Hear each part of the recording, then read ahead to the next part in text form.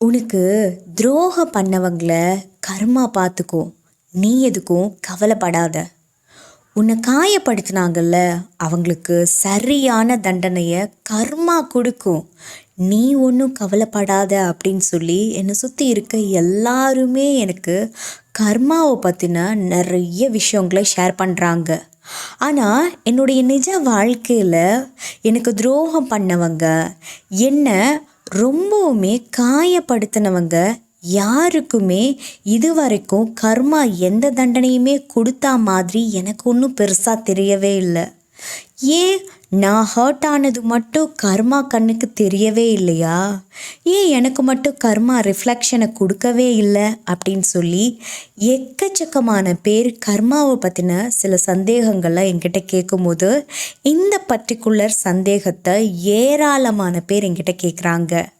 So கர்மாவுடைய ரகசியம், கர்மாவுடைய சீக்ரெட்டை தான் இந்த ஒரு வீடியோவில் பார்க்க போகிறோம். முதல்ல நீங்கள் புரிஞ்சு வச்சுக்க வேண்டிய ரொம்ப முக்கியமான விஷயம் என்ன அப்படின்னா, உங்களுடைய சாட்டிஸ்ஃபைக்காக, உங்களுடைய சந்தோஷத்துக்காக கர்மா எப்போவுமே வேலை செய்யாது. இதுதான் மஸ்ட் இம்பார்ட்டண்ட்டான பாயிண்ட். அதை முதல்ல புரிஞ்சுக்கோங்க. உங்கள் கண்ணெதிரிலேயே உங்களை காயப்படுத்தின ஒருத்தவங்க கஷ்டப்படணும் அப்படின்னா அது நிச்சயமாக நடக்காது. எடுத்துக்காட்டுக்கு உங்கள் எல்லாருக்குமே ரொம்ப புரிகிற மாதிரி நான் சொல்கிறேன் பாருங்கள். உங்களுக்கு ஒரு 30 வயசு ஆகுதுன்னு வச்சுக்கோங்க. உங்களை ஏமாத்தின, உங்களுக்கு துரோகம் பண்ணின அந்த நபருக்கு 35 வயசு ஆகுதுன்னு வச்சுக்கோங்க. உங்கள் 2 பேத்துக்கு இடையிலையும் 5 வருஷ வேரியேஷன் இருக்குது. ஆனால் நீங்கள் 2 பேருமே காதலிச்சுட்ருக்கீங்க. இது காதலுக்கு மட்டும் இல்லை, எல்லா விஷயத்துக்குமே, எல்லா செயல்பாடுகளுக்குமே, எல்லா பெயினுக்குமே இது பொருந்தும். ஆனால் நம்ம எடுத்துக்காட்டுக்கு காதலையே உதாரணத்துக்கு வச்சுக்கலாம். ஸோ 30 வயசு இருக்கக்கூடிய நீங்களும் 35 வயசு இருக்கக்கூடிய உங்களுக்கு துரோகம் பண்ண அந்த நபரும் கடந்த 10 வருஷ காலமாக காதல் வாழ்க்கையில் இருந்திருக்கீங்க. 10 வருஷமாக நீங்கள் அந்த ஒரு பர்டிகுலர் நபரையே டிபெண்ட் பண்ணி நீங்கள் வாழ்ந்திருக்கீங்க. உங்களுக்குன்னு சொல்லி தனிப்பட்ட சந்தோஷமோ தனிப்பட்ட ஒரு வாழ்க்கையவோ நீங்கள் தேடிக்காமல் அந்த ஒரு நபருக்காகவே உங்கள் வாழ்க்கையை எடுத்துகிட்டு வந்திருக்கீங்க. ஆனால் இப்போது 30 வயசில் இப்போ தான் காதலுடைய ஆழம் மனுஷங்களுக்கு ரொம்பவுமே தேவைப்படும். அப்படி இருக்கும்போது 30 வயசில் திடீர்னு உங்கள் பார்ட்னராக இருந்தவங்க உங்களுக்கு துரோகம் பண்ணிட்டு துரோகியாக மாறிடுறாங்க. இந்த நேரத்தில் நீங்கள் அழுகிறீங்க, கதறுறீங்க, நான் ஏமாந்துட்டேனே அப்படின்னு சொல்லி நீங்களே உங்களை காயப்படுத்திக்கிறீங்க. மனசாட்சியே இல்லாத ஒரு நபருக்காகவா நான் 10 வருஷம் நான் வெயிட் பண்ணேன்? இனிமே எனக்கு எங்கே வாழ்க்கை இருக்க போகுது? நான் இவங்களையே டிபெண்ட் பண்ணி இருந்ததுனால எனக்குன்னு சொல்லி ஃப்ரெண்ட்ஸ் இல்லை. என் ஃபேமிலி மெம்பர்ஸ் சொன்ன சில கருத்துக்களை கூட நான் வேறுபடுத்தி கருத்து வேறுபாடுகளை கூட க்ரியேட் பண்ணிட்டேன். இப்போ எனக்குன்னு சொல்லி ஹெல்ப் பண்ணுறதுக்கு யாருமே இல்லை. இந்த நபரும் இன்றைக்கி என்னை விட்டுட்டு போகிறாங்களே அப்படிங்கும்போது மனம் ரொம்ப வேதனைப்படுது. மனம் வேதனைப்படும்போது எதுவுமே இல்லையா, இந்த உலகத்தில் எல்லா கதவுகளுமே மூடிடுச்சா அப்படின்னு சொல்லி வருத்தப்படுறீங்க. அந்த வருத்தத்தை கொடுத்த அந்த நபர் ரொம்ப சந்தோஷமாக இருக்காங்க. பெருசாக அதனால் கேர் பண்ணவே இல்லை. அதனால் அவங்களுக்கு பெரிய வலி கூட இருந்தா மாதிரி உங்கள் கண்ணுக்கு தெம்படலை. நீங்கள் நினைப்பீங்க, இவன் இவ்வளோ சந்தோஷமாக இருக்கான், நான் மட்டும் இவ்வளோ துன்பப்படுறேனே, இவங்களையே டிபெண்ட் பண்ணி வாழ்ந்ததுக்கு இதுதான் எனக்கு பரிசா அப்படின்னு சொல்லி மனவேதனையோட அந்த நபருடைய நினைவுகளை மறந்துட்டு அந்த இடத்துல இருந்து போகணும்னு ட்ரை பண்ணுறீங்க. ஆனால் அந்த நபர் மன அளவில் உங்களை துன்புறுத்தி உங்ககிட்ட இருக்கக்கூடிய எல்லாத்தையும் பறிச்சுக்கிட்டு உங்களை கவனிக்காமல் உங்களை இக்னோர் பண்ணதை நினச்சி நீங்கள் ரொம்ப பயந்து போய் தூரமாக அவங்களோட வாழ்க்கையை விட்டு போயிடுறீங்க. நீங்கள் இந்த மாதிரி போனதுக்கு பிறகு ரொம்ப தூரமாக அவங்கள மறக்கணுங்கிறதுக்காக போயிடுறீங்க. அது வரைக்குமே அந்த நபர் சந்தோஷமாக இருப்பாங்க. இப்போது 5 வருஷ காலம் கடந்துருது. அவங்களுக்கு சரியாக 40 வயசு ஆகிடுது. இந்த 40 வயசு வரைக்குமே அவங்களுக்கு காதல் அப்படின்னா என்னன்னு தெரியல, குடும்ப வாழ்க்கை ஒரு பெண்ணுக்கு எவ்வளோ முக்கியம் அப்படிங்கிறது தெரியல. அந்த பெண்ணை நம்ம 10 வருஷம் காத்திருக்க வச்சு ஏமாத்திருக்கமே அப்படிங்கிற அந்த பெயினுடைய வேல்யூ என்னங்கிறது இது வரைக்குமே தெரியவே இல்லை. அதை பற்றி யோசிக்கிறதுக்கு கூட அவங்க ரெடியாக இல்லை. பிகாஸ் அதுக்கு ரீசன் என்னென்னா நம்மளோட பிரெயின் தான்.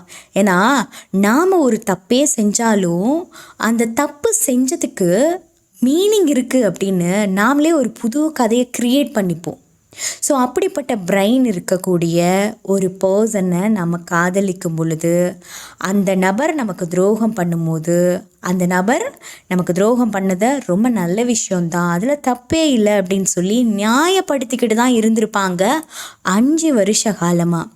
இப்போ அவங்களுக்கு 40 வயசாகிடுச்சு. நீங்கள் உங்களோட சாப்டர் தனியாக போயிடுச்சு, நீங்கள் அவங்கள விட்டு மூவ் ஆன் பண்ணி போயிட்டீங்க.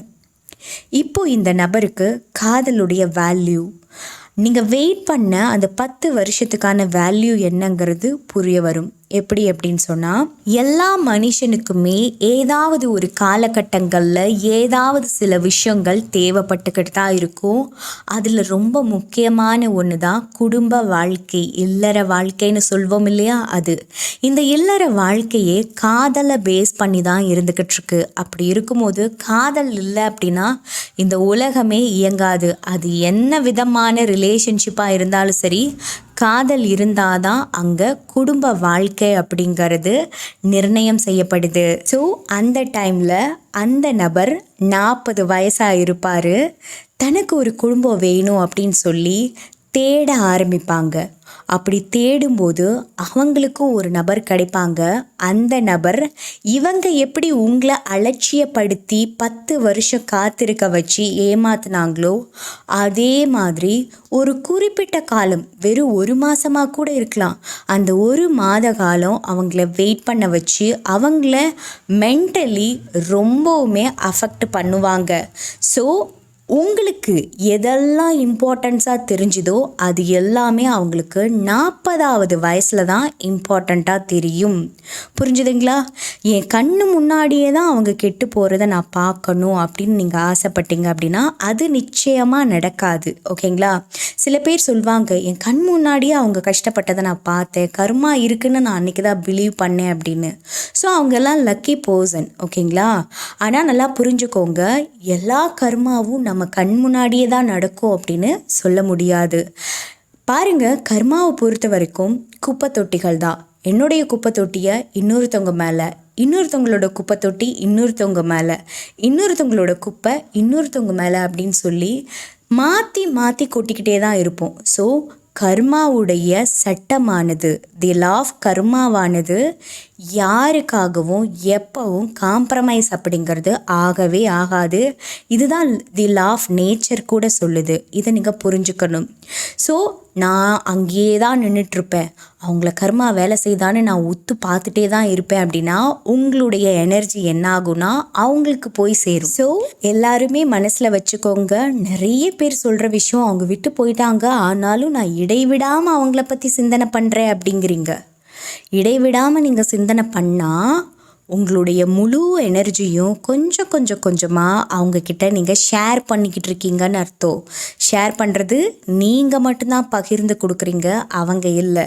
ஸோ நீங்கள் அவங்களுக்கு சக்தி கொடுக்க அவங்க சந்தோஷமாக தான் இருப்பாங்க. கர்மா வேலை செய்யும், ஆனால் ரொம்ப டிலே ஆகிடும். புரியுதுங்களா? ஸோ கர்மாங்கிறது 10 நாளில் வேலை செய்கிறதும் 10 வருஷத்துக்கு பிறகு வேலை செய்கிறதும் உங்களுடைய கவனிப்பில் தான் இருக்குது, உங்களோட கான்ஷியஸ்னஸில் தான் இருக்குது. உங்களுடைய கவனம் முழுக்க அவங்க மேலேயே இருந்தது அப்படின்னா ரொம்ப லேட் ஆகிடும். ஸோ அதையும் நீங்கள் புரிஞ்சுக்கோங்க. யாரையும் திட்ட வேண்டாம். நிறைய பேர் கமெண்ட் பண்ணியிருந்தீங்க, உங்களை ஏமாற்றிட்டு போன ஒரு நபருக்கு நீங்கள் கடைசியாக சொல்லக்கூடிய வார்த்தை என்ன அப்படின்னு நான் கம்யூனிட்டி போஸ்ட்டில் ஷேர் பண்ணியிருந்தேன். அப்போ நிறைய பேர் வந்து கமெண்ட் பண்ணியிருந்தீங்க, நல்லா இரு, சந்தோஷமாக இரு அப்படின்னு நான் சொல்வேன்னு. ஸோ எவ்வளவோ பேருக்கு தி லா ஆஃப் கர்மா தெரிஞ்சிருக்கு. 2வது விஷயம், பரவாயில்ல நம்மளை ஏமாற்றிட்டாங்க, அவங்கள ஏன் நம்ம துன்புறுத்தணும், அவங்களுக்கு ஏன் தண்டனை கொடுக்கணும்னு நாம் நினைக்கிறோம் அப்படின்னு மறந்துட்டு மாறிட்டு போயிடுறாங்க. ஆனால் நம்ம மறந்தாலும் மாறினாலும் கர்மாங்கிறது எப்போவுமே ரிஃப்ளெக்ஷன் மூடில் தான் இருந்துக்கிட்டு இருக்கோம். அது யார் கையில் இருந்தும் தப்பிக்க முடியாது. அது மட்டும் உண்மை. ஸோ வேறு ஏதாவது டவுட் இருக்குது அப்படின்னு சொன்னால் கீழே கமெண்ட் பாக்ஸில் எங்கிட்ட கேளுங்க. அல்லது எங்கிட்ட பர்சனலாக லைஃப் கோச்சிங் எடுத்துக்கணும், அல்லது லா ஆஃப் அட்ராக்ஷன் சம்மந்தப்பட்டமான classes, love attract, money attract, job attract, இது போல் ஏதாவது வாண்டட் இருக்குது அப்படின்னு சொன்னால் கீழே டிஸ்பிளே ஆகிட்ருக்கக்கூடிய நம்மளுடைய வாட்ஸ்அப் கான்டாக்ட் நம்பருக்கு மெசேஜ் பண்ணுங்கள். நான் நிறைய பேருக்கு மென்டல் ஹெல்த் ஹீலிங் கொடுத்துட்ருக்கேன். ஒரு வேளை உங்களுக்கும் தேவைப்படுது அப்படின்னு சொன்னால் வாட்ஸ்அப்பில் மெசேஜ் பண்ணுங்கள். நான் 2 புத்தகங்களை எழுதியிருக்கேன். ஒன்று பேராற்றலின் பிறப்பிடம், மற்றொன்று உறக்கத்தின் உளவியல். இந்த 2 புத்தகங்களையும் நீங்கள் வாங்கி படிக்கணும் அப்படின்னு நினைக்கிறீங்கன்னா புத்தகத்துடைய லிங்கை கீழே டிஸ்கிரிப்ஷனில் கொடுத்துருக்கேன். மறக்காமல் புத்தகத்தை வாங்கி படிச்சுட்டு உங்களுடைய கமெண்ட்ஸை எங்கிட்ட ஷேர் பண்ணுங்கள். தேங்க்யூ.